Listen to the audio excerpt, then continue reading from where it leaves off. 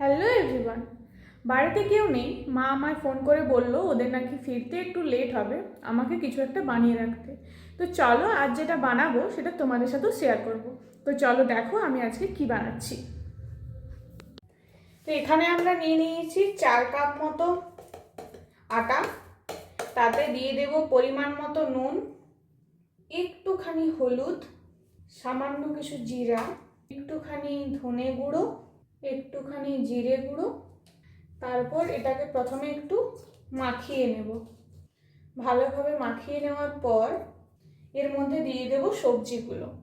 সবজির মধ্যে আমি এখানে কেটে নিয়েছি গাজর, এটা আছে ক্যাবেজ, বাঁধাকপি, আলু, একটুখানি আদা আর লঙ্কা। তোমাদের বাড়িতে যদি আরও কোনো সবজি থাকে তোমরা সেগুলোও দিতে পারো। তা আমার এখন এইগুলোই ছিল, আমি এগুলোই দিয়ে দিচ্ছি সব। প্রথমে সমস্ত সবজিগুলোকে দিয়ে দেব, তারপরে মাখিয়ে নেব। এরপর এর মধ্যে একটু একটু করে জল দিয়ে ব্যাটারটা তৈরি করে নেব। ততক্ষণ পর্যন্ত জল দিয়ে মাখাবো যতক্ষণ না কনসিস্টেন্সিটা এরকম হচ্ছে। এরকম কনসিস্টেন্সি আসার পর দিয়ে দেব আদা বাটা আর লঙ্কা কুচিগুলো। আমাদের ব্যাটার হয়ে গেছে রেডি।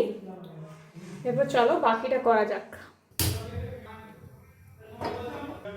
তো আমি এখানে মিডিয়াম ফ্লেম দিয়ে বসিয়ে দিয়েছি তাওয়াটা। এরপর এখানে একদম কম একটুখানি তেল দেব তাওয়াটাতে। তারপর এটা দেব, হাতে করে মেলে দিচ্ছি গোল করে। এটা যতটা মেলাটা যতটা তোমরা পাতলা করতে পারবে ততটাই ভালো। যেসব বাচ্চারা সবজি খায় না তাদেরকে তোমরা এইভাবে সবজি খাওয়াতে পারো। তাহলে একটা সাইড ভাজা হতে হতে অপেক্ষা করি। তো এবার আমরা একটু উল্টে নেব, ওলট পালট করে ভালোভাবে ভেজে নেব। এরপর যতটা পাতলা মেলতে পারবে ঠিক ততটাই ভালোভাবে ভাজাটা হবে আর সময়টাও কম লাগবে। তো আমাদের এটা হয়ে গেছে। চলো এরকমভাবে সবগুলো কমপ্লিট করে নিই।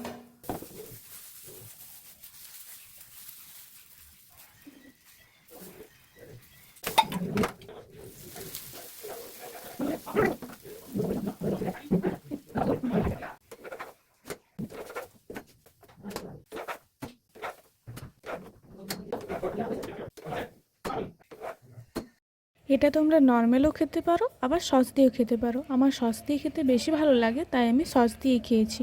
বাবা যেমন খেয়েছিল শুধুই খেয়েছিল, ভালো লেগেছিল বলে। আমি তো বানালাম, এবার একটু খেয়ে দেখা যাক কীরকম হয়েছে।